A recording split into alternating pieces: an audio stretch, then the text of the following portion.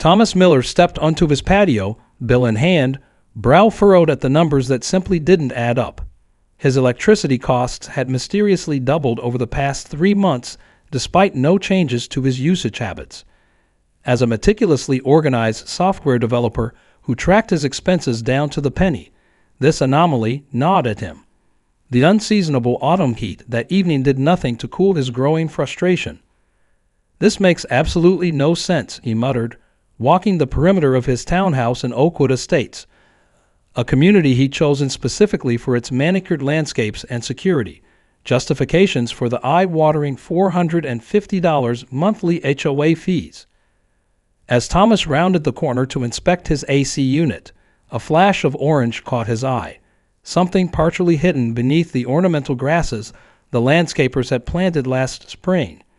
Crouching down, he parted the decorative foliage to reveal a heavy-duty extension cord, its bright orange jacket weathered but unmistakable. The cord ran from his outdoor GFCI outlet, strategically concealed beneath river stones, and carefully routed along his foundation, disappearing beneath the fence separating his property from his neighbors. Thomas followed the cord's path, pushing aside the carefully arranged stone barrier at the property line. The cord continued directly into the partially open garage of Karen Westfield's home, where it connected to a sophisticated charging station for her brand-new Tesla Model X. His blood ran cold, then hot. The charger status lights glowed green, pulling his power, into the luxury vehicle's battery. Based on the weathering of the cord and the worn path in his mulch, this arrangement had been in place for months. "You got to be kidding me," Thomas whispered, pulling out his phone to document the evidence, his hands trembling with indignation. The timestamps on his photos showed 7:42 p.m., October 15th. He would remember this moment, the moment he discovered that Karen, the same woman who had cited him for an unapproved bird feeder last spring, had been literally stealing from him in the dark of night. Thomas stood before Karen's glossy black front door at precisely 8:15 p.m., the orange extension cord coiled in his left hand, his right poised to knock. He'd spent 30 minutes planning his approach, determined to remain calm despite the anger simmering beneath his carefully composed expression. He knocked 3 times firmly. The porch light illuminated suddenly, and the door swung open to reveal Karen Westfield, 50-something, immaculately coiffed with an ash-blonde bob and dressed in Lululemon athleisure despite the late hour. Her practiced smile faltered momentarily when she registered both Thomas's expression and the extension cord in his hand. "Thomas, what a surprise. Is everything all right?" Her voice maintained its typical sing-song lilt, but her eyes darted nervously to the cord. "I'm not sure, Karen. Perhaps you could explain why I found this running from my outdoor outlet to your Tesla charger." Thomas held up the cord, maintaining steady eye contact. Karen's demeanor shifted instantly. She glanced quickly up and down the street before responding, her voice lowered. "Oh, that silly thing. Come in, please. There's no need to discuss private matters where everyone can hear." Thomas stepped into her immaculate foyer, noting the framed certificates on the wall. Karen Westfield, HOA Board Vice President, Volunteer of the Year, Community Leadership Award.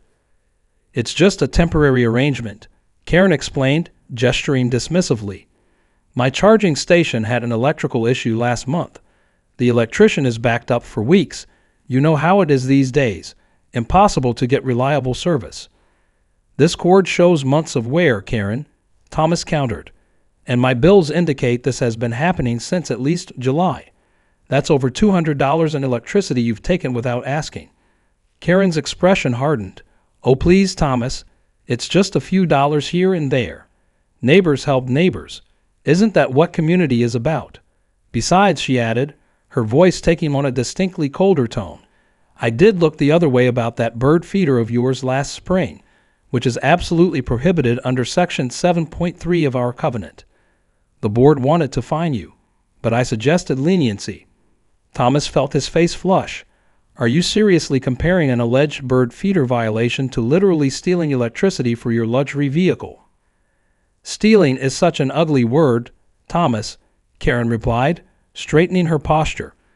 "I prefer to think of it as an informal arrangement between neighbors. But if you're going to be difficult about this, perhaps we should review all your property modifications more carefully." Her smile returned, not reaching her eyes. "The HOA handbook is quite detailed, and compliance is everyone's responsibility." Thomas recognized the veiled threat.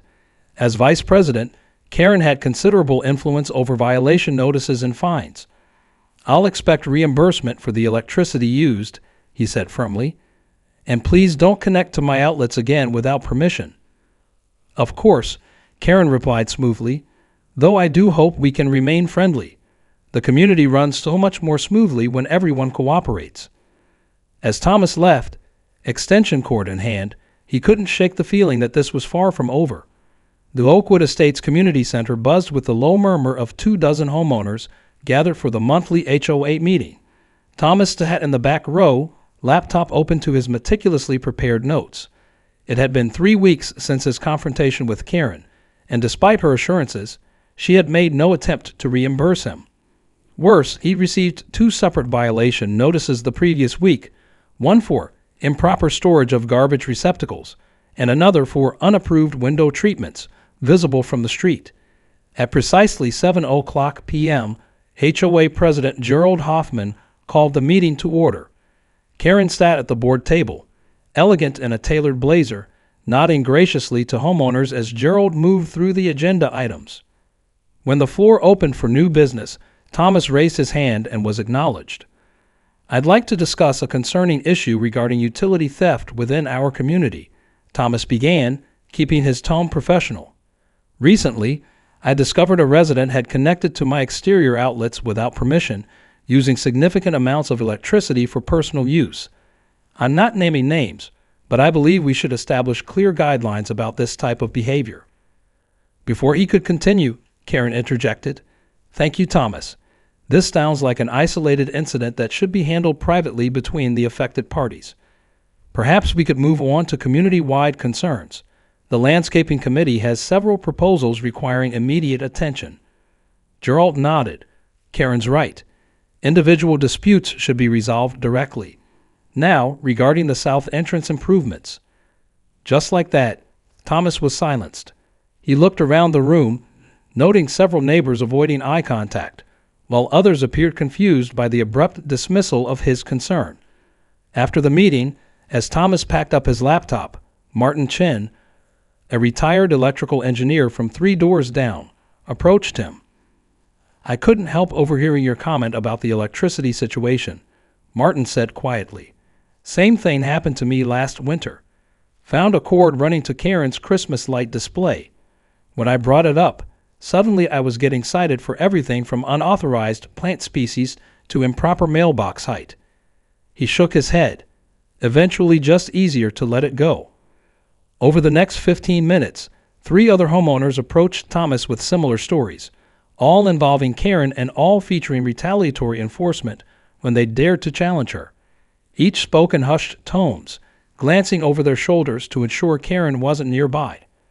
As the room emptied, Thomas approached Diane Murphy, the professional property manager who oversaw Oakwood Estates for the management company.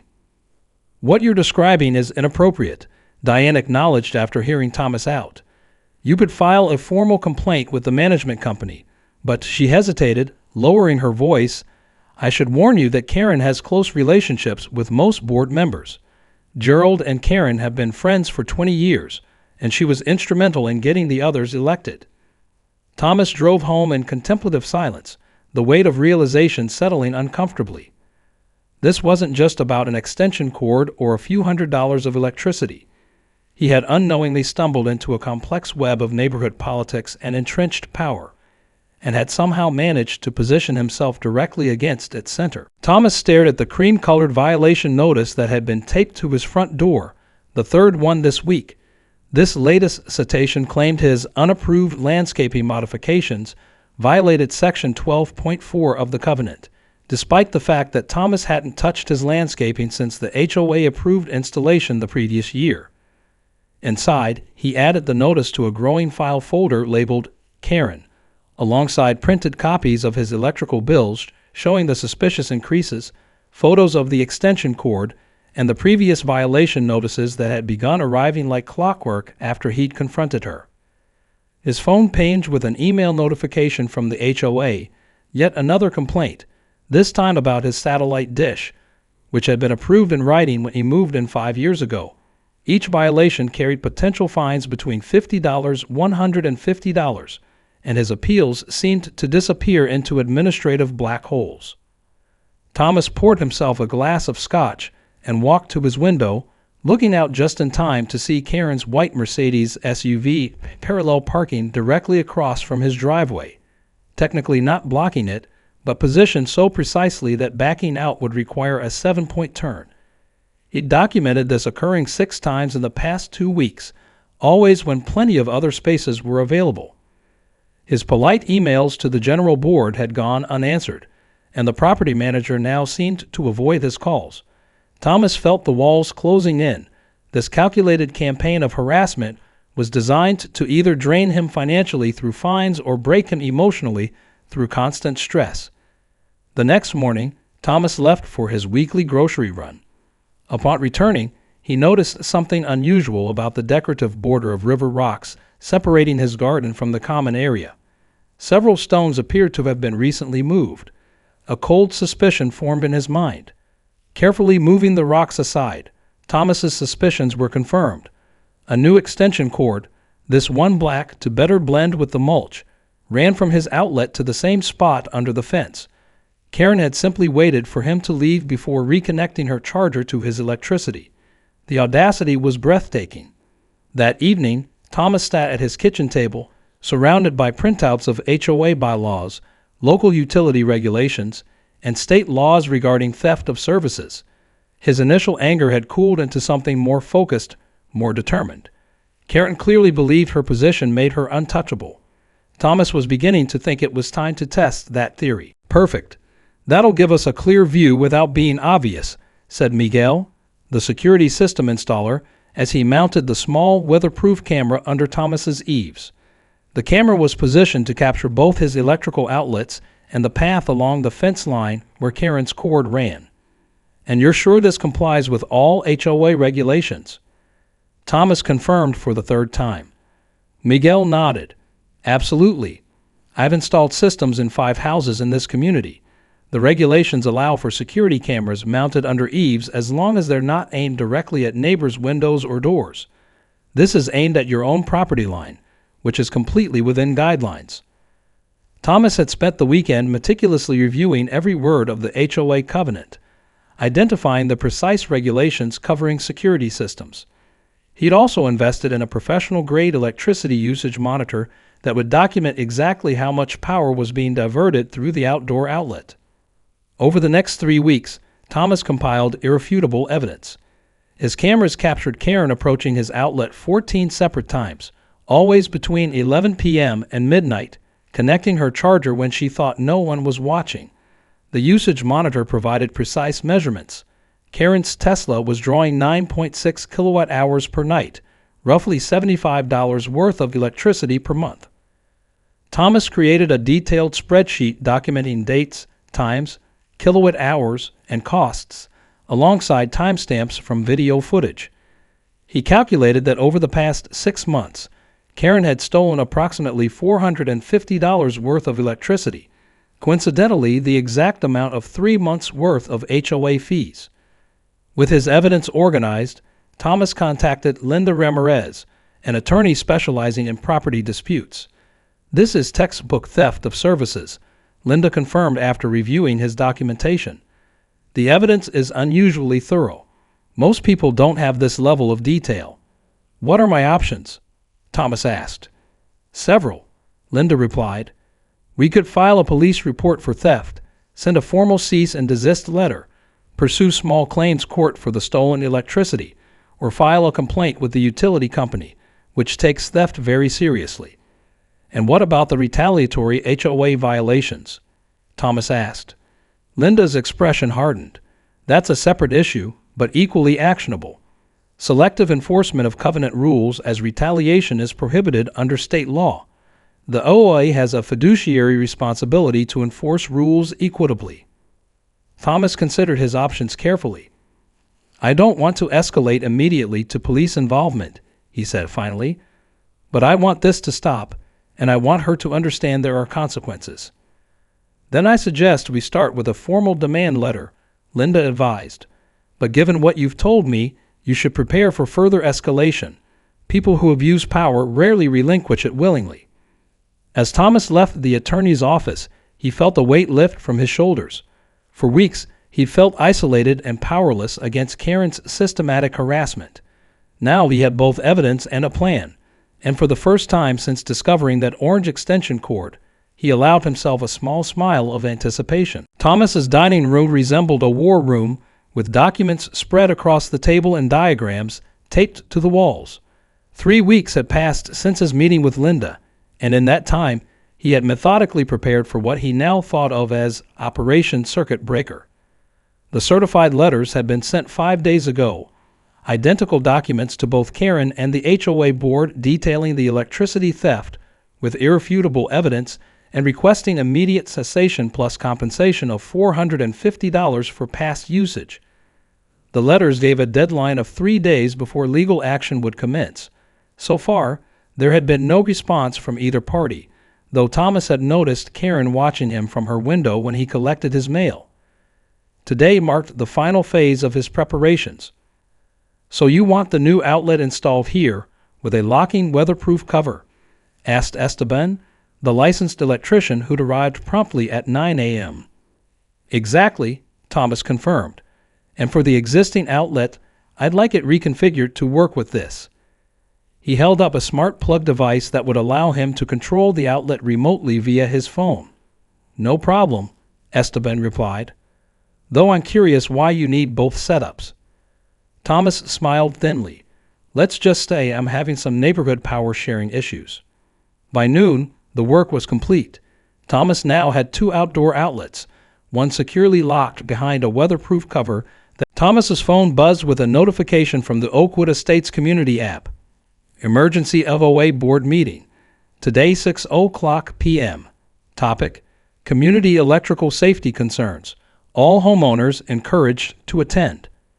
He smiled grimly at the transparent attempt to outmaneuver him. The timing was no coincidence. The meeting had been called less than 24 hours after his attorney had followed up on the ignored demand letter with a more strongly worded legal threat. Thomas arrived 10 minutes early, dressed in a crisp button-down shirt and carrying a leather portfolio containing multiple copies of his evidence. The meeting room was already half full, with more residents arriving by the minute, a stark contrast to the typically sparsely attended regular meetings. Karen sat at the board table, engaged in intense whispered conversation with Gerald. She wore a concerned expression that Thomas recognized as carefully rehearsed, the same look she used when arguing against the community pool renovation last year. "I'm just worried about liability, everyone." At precisely 6:00 p.m., Gerald called the meeting to order. "Thank you all for coming on such short notice," Gerald began gravely. "We've called this emergency meeting to address serious concerns about unauthorized electrical modifications and potential safety hazards within our community." Thomas maintained a neutral expression as Karen stood to address the group. "It has come to the board's attention," Karen announced, her voice projecting concern, "that a resident has made potentially hazardous modifications to exterior electrical outlets." She glanced meaningfully toward Thomas. "As we all know, electrical issues can affect the entire community. Fire hazards, insurance implications, property values, all are at stake when someone takes it upon themselves to alter standard electrical installations." Murmurs spread through the room as homeowners exchanged confused glances.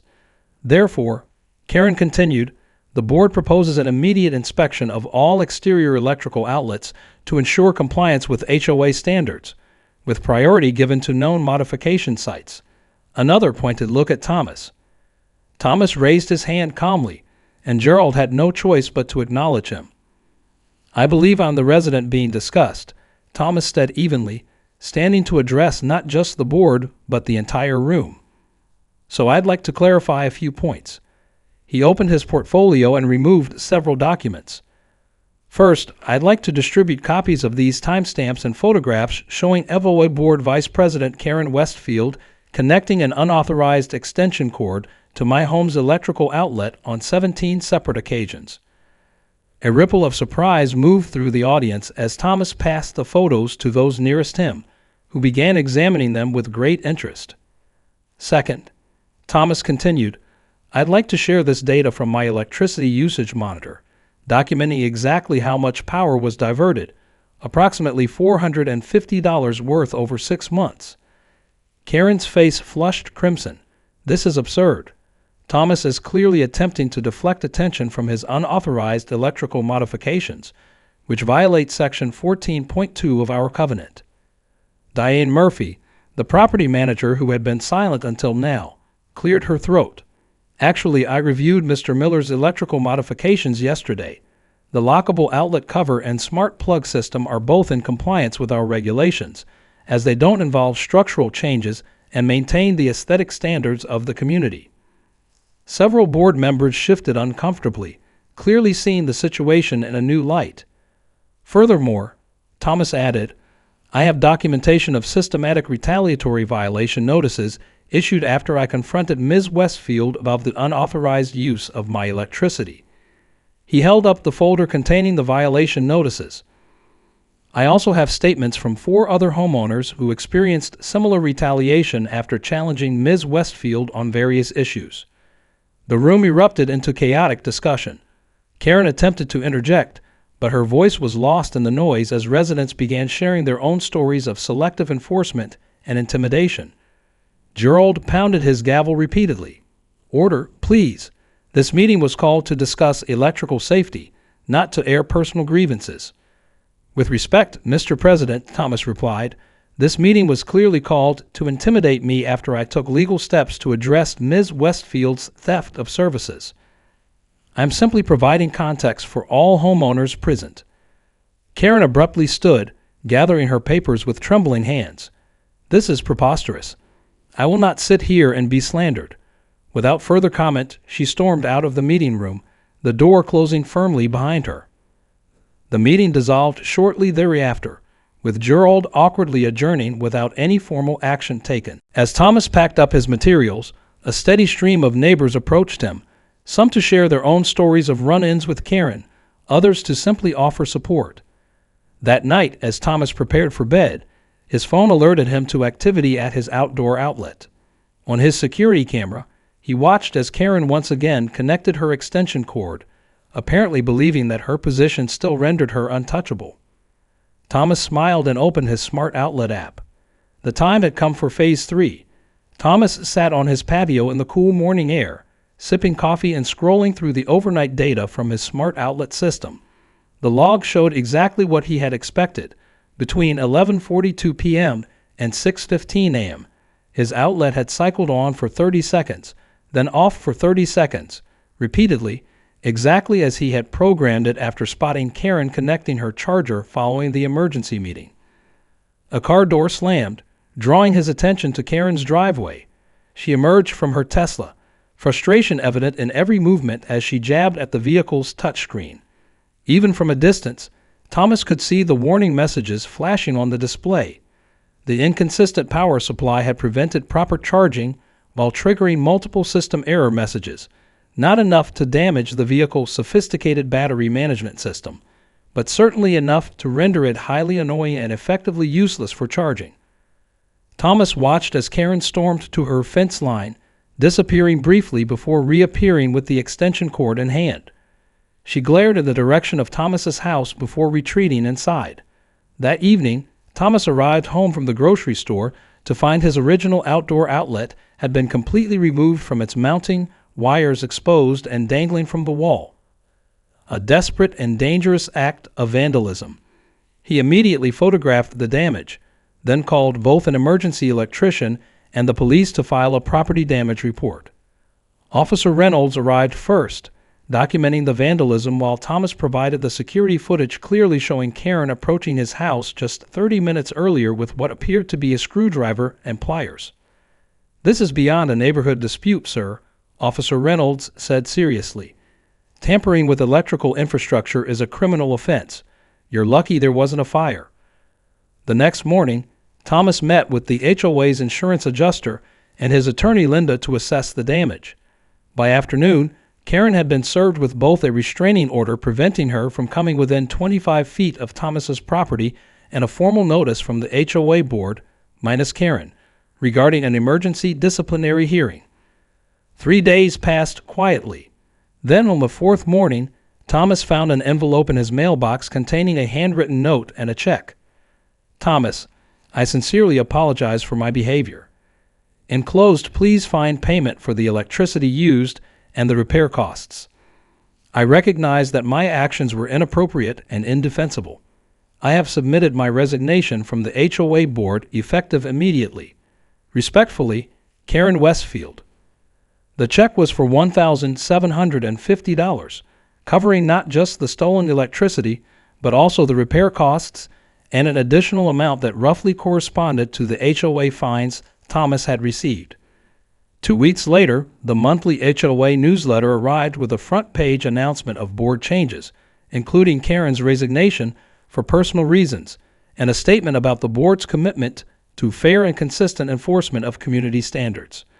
A small notice on page 2 announced a new policy requiring board members to recuse themselves from decisions involving personal disputes. As May turned to June, a for sale sign appeared in front of Karen's townhouse. The moving trucks arrived 2 weeks later. Thomas watched from his patio as Karen supervised the loading of her furniture, never once glancing in his direction. By sunset, she was gone. At the July HOA meeting, attendance was higher than it had been in years. When nominations opened for the vacant board position, Thomas was surprised to hear his name called from 3 different residents. More surprising still was the enthusiastic applause that followed his acceptance. I'm not looking to radically change things, Thomas told the assembled homeowners in his impromptu acceptance speech. I just believe in fairness, transparency, and remembering that we're neighbors first and foremost. And maybe, he added with a slight smile, investing in our own charging stations for those with electric vehicles. The laughter that filled the room felt like the closing of one chapter and the beginning of something new, a community reclaiming itself from the shadow of petty tyranny, one properly permitted electrical outlet at a time.